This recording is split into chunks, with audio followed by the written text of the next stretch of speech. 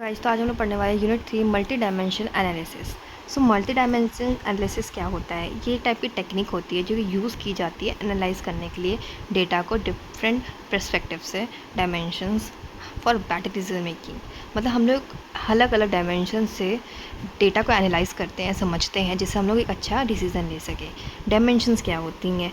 वो फैक्टर जिनके बेसिस में हम लोग डेटा देते हैं, जैसे कि टाइम के बेसिस पे देते हैं, प्रोडक्ट के बेसिस पे देते हैं और लोकेशन के बेसिस पे देते हैं।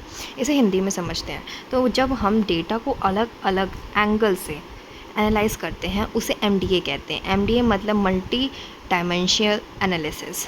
ठीक है, एग्जांपल लेते हैं, जैसे कि अमेज़ॉन है। अमेज़ॉन बेसिकली क्या करता है? अमेज़ॉन कौन सा प्रोडक्ट ज़्यादा बिकते हैं, किस सिटी में ज़्यादा बिकते हैं, किस मंथ में सेल्स ज़्यादा है, उसे हम लोग क्या कहते हैं? ये हम लोग अलग अलग डायमेंशन देख रहे हैं, मतलब प्रोडक्ट, सिटी, मंथ। मंथ मतलब टाइम। तो हम लोग ये अलग अलग पर्सपेक्टिव से देख रहे हैं, तो इसे हम लोग क्या कहते हैं? डायमेंशंस। तो ये किसका एग्जांपल हो गया? एमडीए का। तो इसमें एमडीए का यूज़ होता है। जैसे कि एग्जांपल थे सुपर मार्केट का, product wise, city wise, month wise कहाँ पे ज़्यादा सेल हो रही है, ये डायमेंशंस हो गए। तो ये एमडीए का यूज़ होता है यहाँ पे। एडवांटेजेस क्या होते हैं एमडीए के? बेटर डिसीजन मेकिंग होता है, इंप्रूव करता है बिजनेस प्लानिंग को। तो डेटा माइनिंग क्या होती है? Finding important information from use database. मतलब एक बड़े से डेटाबेस में से छोटी सी इंपॉर्टेंट इन्फॉर्मेशन को फाइंड करना, छोटी इन्फॉर्मेशन को फाइंड करना, उसे डेटा माइनिंग कहते हैं। बड़े अमाउंट के डेटा में से यूज़फुल इन्फॉर्मेशन और हिडन पैटर्न्स निकालना, याद रखना, पैटर्न्स निकालना, उसे डेटा माइनिंग कहते हैं। देखिए अमेज़ॉन क्या करता है? Customer who bought this also bought. मतलब अमेज़ॉन कभी दिखाता नहीं है कि ये जो प्रोडक्ट है ये आप ले लो क्योंकि ये और लोगों ने भी बाय किया है। तो ये क्या हो गया? अमेज़ॉन का एग्जांपल हो गया, ये डेटा माइनिंग हो गया। ठीक है, अब वहीं भी प्रोसेस है केडीडी का। तो केडीडी का प्रोसेस हम लोग आगे बताएंगे आपको। पढ़ते पहले केडीडी क्या होता है। तो केडीडी क्या होता है? Knowledge discovery in database. KDD is the complete process of discovering useful knowledge from database. ये नॉलेज को डिस्कवर करता है। ये एक पूरा प्रोसेस होता है डेटाबेस में से यूज़फुल नॉलेज को डिस्कवर करने को हम लोग केडीडी कहते हैं। केडीडी एक कंप्लीट प्रोसेस होता है। डेटा माइनिंग एक स्टेप होता है केडीडी का। डेटाबेस से यूज़फुल नॉलेज डिस्कवर करने की पूरी प्रोसेस को केडीडी कहते हैं। मतलब डेटाबेस से पूरी यूज़फुल नॉलेज को, पैटर्न को फाइंड करते हैं डेटा माइनिंग में, बट नॉलेज को हम लोग फाइंड करते हैं इसमें, तो उस पूरे प्रोसेस को केडीडी कहते हैं। तो केडीडी का हम लोग डिफरेंस जानते हैं केडीडी और डेटा माइनिंग में।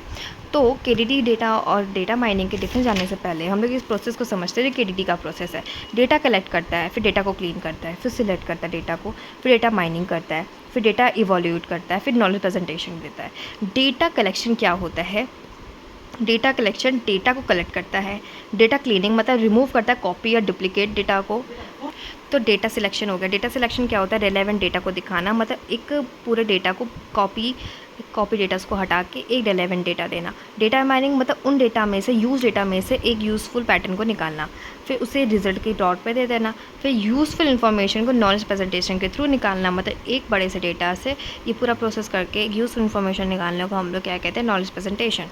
तो ये हमारा प्रोसेस को क्या कह देते हैं? पूरा केडीडी का प्रोसेस होता है। अब केडीडी और डेटा माइनिंग के डिफरेंस। तो केडीडी क्या होता है? कंप्लीट प्रोसेस होता है, और यहाँ पे वन स्टेप होता है केडीडी का। इंक्लूड करता है क्लीनिंग और इवोल्यूशन को, मतलब ये क्लीनिंग भी करता है, इवोल्यूट करता है, बट ये सिर्फ पैटर्न्स को फाइंड करता है। ये लार्ज कॉन्सेप्ट के लिए यूज़ होता है, बड़े कॉन्सेप्ट के लिए यूज़ होता है। वहीं पर ये छोटे कॉन्सेप्ट को फाइंड करता है। ये नॉलेज को प्रोड्यूस करता है, पूरा नॉलेज बताता है, पूरा इन्फॉर्मेशन बताता है। वहीं पर ये सिर्फ पैटर्न को फाइंड करता है। तो data mining is a part of KDD while KDD is complete knowledge discovery process.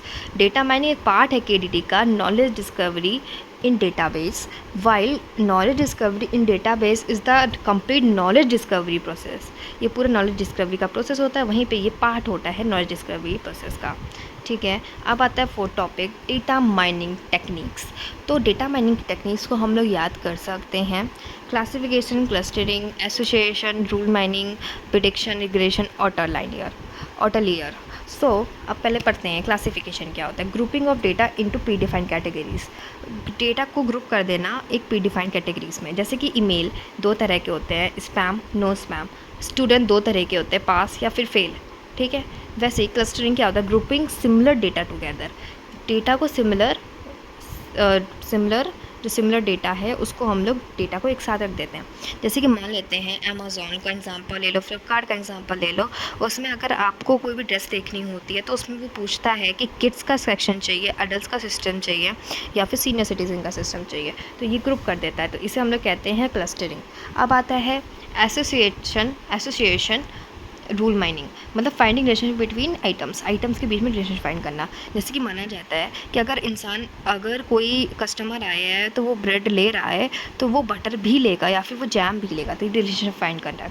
Predict future outcomes using exciting data, future forecast के लिए यूज होता है। Regression finding relationship between variables, relationship analysis दिखाता है। Auto layer detection क्या दिखाता है, fraud detection कि अनयूजर फिर एबनॉर्मल डेटा ना हो।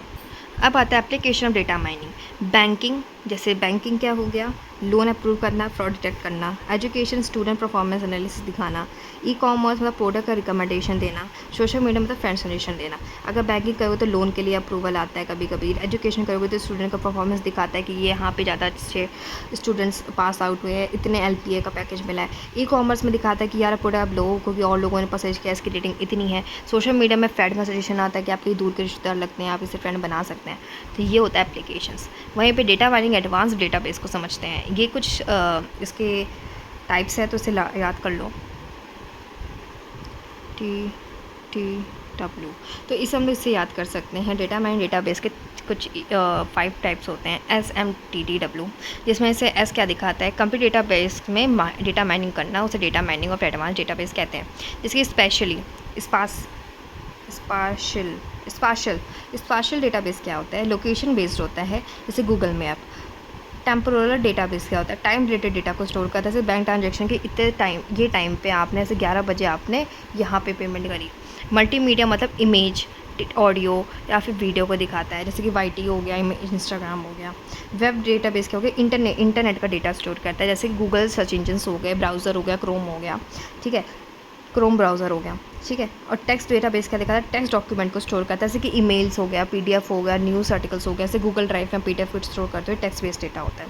सो यूनिट 3 सिर्फ इतनी थी। आई होप आपको समझ में आ गया हो।